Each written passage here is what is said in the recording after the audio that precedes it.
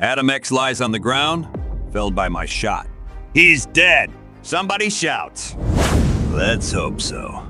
I replied coldly. Scott demands, what did I just do? Save the lives of several trillion people.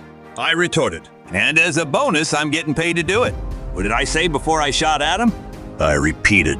Say goodbye to your brother. Technically, he is your half-brother. Alex shouts they needed Adam to save their grandparents. I tell Alex to relax while helping up my partner, Hepzibah. Imperium bounty on Adam says dead or alive. Erik the Red's demands weren't so specific. Cyclops grabs me by the front of my outfit, shouting I killed him in cold blood. No, he didn't. Adam groans. He is biogenetically engineered to handle a shot to the head. Scott asks as he helps him up. No, Adam replies.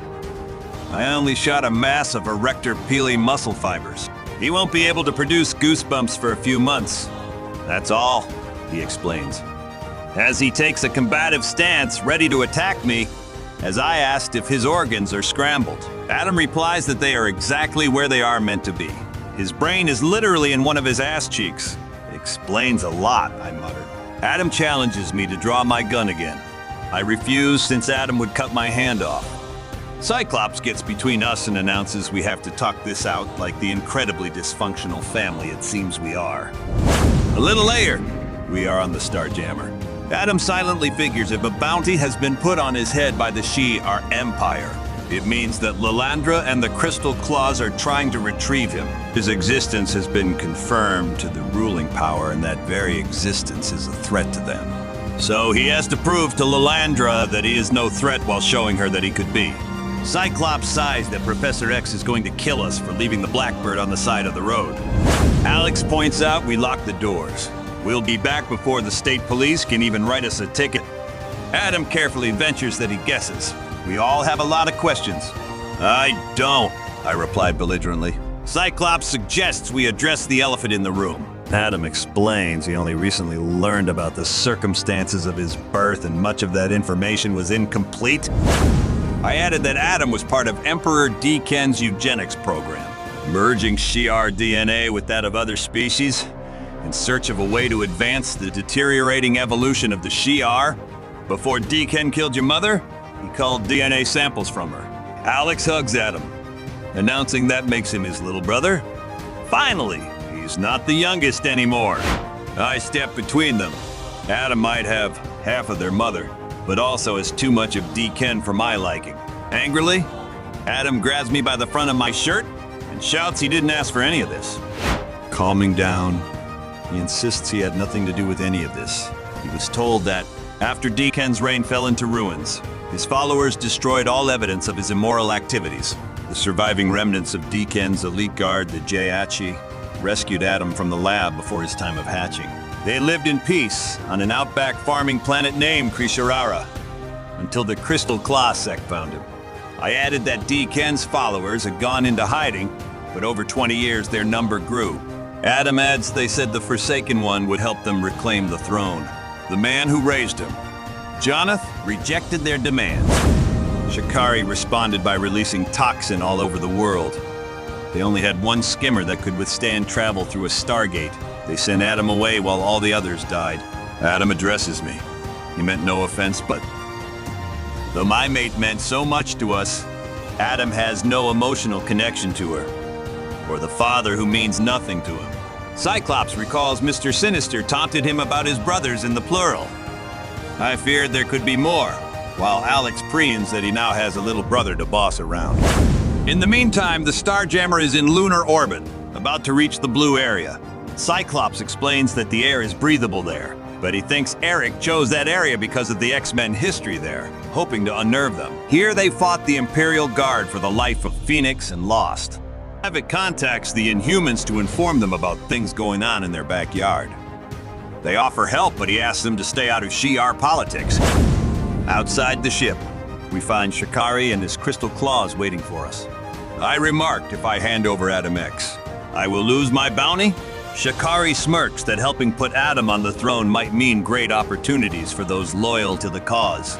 I started monologuing about the bad sides of civil war until Raza informs me the targets have been rescued. I was running out of material, I replied.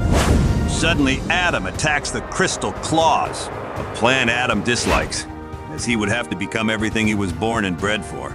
The last sad hope for Shi'ar evolution. While he keeps the Crystal Claws busy, Cyclops and Havok tag team Erik the Red. In the meantime, Adam easily ignites the electrolytes in the Claws' exposed blood, aware that what he is doing to a few now, he could do from orbit to a billion. He does the same to Erik the Red, taking out all their foes, leaving his brothers suitably impressed. The Starjammers, with the freed Summers' grandparents, join them.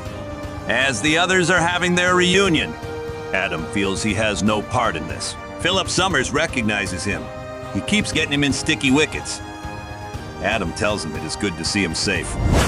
Cyclops announces they can keep Shikari and the Claws in stasis and turn them over to the Shi'ar. But what about Adam? I replied that I set up a contingency plan in case this went sideways. I sent out an alert, and a moment later, the Imperial Guard appears. Cyclops gets in front of Adam, announcing he doesn't want to fight them here again, but they will protect their brother. Adam tells him he appreciates that, but he is done running and fighting. What does he propose then? Gladiator asks. Sometime later on Chandeleur, Adam gives his idea to Empress Lilandra. She asks him if he is sure. He isn't. But it is the only way he sees to spare the Empire from a bloody civil war and to keep his head on his shoulders. Lilandra calls him problematic, but admits he has done nothing to threaten her throne. He deserves a right to peace. She grants his request. Later, aboard a Shi'ar dreadnought, Cyclops rages that it isn't fair. Adam reminds him they discussed this on their way to Chandeleur. It is the only way. Alex opines they could fight their way out. Ogling Gladiator, Adam disagrees. Gladiator announces they have reached Earth orbit. The plan is for the Guardian's telepath oracle to make them all forget about Adam's identity. She explains that she will leave fragments in their memories, enough to recall contact but not context. Alex takes Adam's hand, telling him it was pretty cool to have a little brother to boss around, even if only for a few hours, even if it was only in his imagination. Adam grins. Scott awkwardly hugs Adam, telling him they should have been family. They are, Adam replies, even if they won't remember. Then Oracle reaches into all their minds, as she already did with Erik the Red and the Crystal Claws. Everyone has to forget who Adam X really is, and maybe by forgetting he can find out who he should be. Adam is returned to Earth, to the farm where his adventure started, not remembering, with a headache but feeling right. He finds Jimmy again in the field and realizes his father never came because he can't. Jimmy explains he hurt his back some time ago. Adam offers himself as a field hand and helps Jimmy fix the tractor. Jimmy asks for his last name. Naramani, Adam replies. Is that Italian? He asks Adam, who has no idea, but for the first time, he feels he can finally live without feeling someone is looking over his shoulder. He is unaware that someone is looking over his shoulder, namely Mr. Sinister, who may or may not be watched by Erik the Red in return.